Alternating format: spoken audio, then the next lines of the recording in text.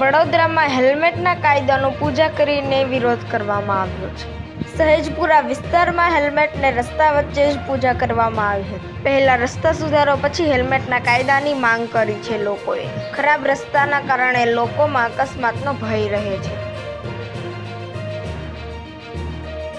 ગઈકાલે મુખ્યમંત્રી ભૂપેન્દ્ર પટેલ સુઈ ગામ ખાતે પહોંચ્યા હતા અને લોકોને ઘર વપરાશની મદદ માટે ખાતરી આપી હતી.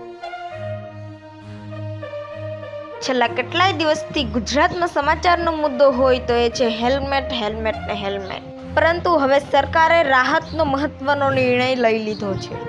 હેલ્મેટની મુક્તિની માંગ બાદ સરકારે નિર્ણય લીધો છે કે હવે જેને હેલ્મેટ ન પહેર્યું હોય તેને પોલીસે પકડશે નહીં, પરંતુ ગુલાબ આપશે.